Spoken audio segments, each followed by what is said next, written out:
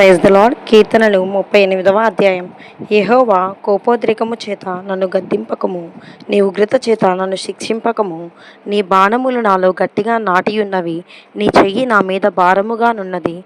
నీ కోపాగ్ని వలన ఆరోగ్యము నా శరీరమును విడిచిపోయెను. నా పాపమును బట్టి నా ఎముకలలో స్వస్థత లేదు. నా దోషములు నా తల మీదుగా పొర్లిపోయినవి. నేను మోయలేని బరువు వలె అవి నా మీద మోపబడి ఉన్నవి. నా మూర్ఖత వలన కలిగిన నా గాయములు దుర్వాసన గలవై స్రవించుచున్నవి. నేను శ్రమచేత మిక్కిలి కృంగి ఉన్నాను. దినమెల్ల దుఃఖాక్రాంతుడనై సంచరించుచున్నాను. నా నడుము తాపముతో నిండి ఉన్నది. నా శరీరములో ఆరోగ్యము లేదు. నేను సొమ్మసిల్లి బహుగా నలిగియున్నాను. నా మనోవేదనను బట్టి కేకలు వేయుచున్నాను. ప్రభువా, నా అభిలాష అంతయు నీకే కనబడుచున్నది. నా నిట్టూర్పులు నీకు దాచబడి ఉండలేదు. నా గుండె కొట్టుకొనుచున్నది. నా బలము నన్ను విడిచిపోయెను. నా కనుదృష్టియు తప్పిపోయెను. నా స్నేహితులను, నా చెలికాండ్రను నా తెగులు చూచి ఎడమగా నిలుచుచున్నారు. నా బంధువులు దూరముగా నిలుచుచున్నారు. నా ప్రాణము తీయచూచువారు ఒరులు ఒడ్డుచున్నారు. నాకు కీడు చేయ చూచువారు హానికరమైన మాటలు పలుకుచు దినమెల్ల కపటోపాయములు పన్నుచున్నారు.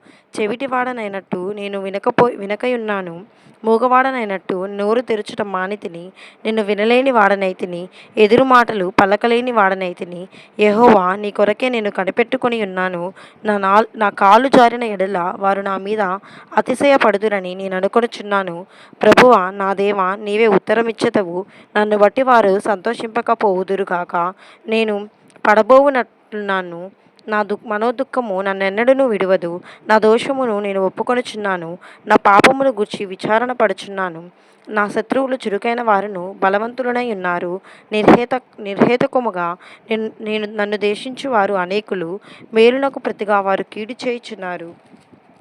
నేను ఉత్తమమైన దాన్ని ననుసరించుచున్నందుకు వారు నాకు శత్రువులైరి. యెహోవా, నన్ను విడువకుము. నా దేవా, నాకు దూరముగా నుండకుము. రక్షణకర్తయైన నా ప్రభువా, సహాయమునకు త్వరగా రమ్ము.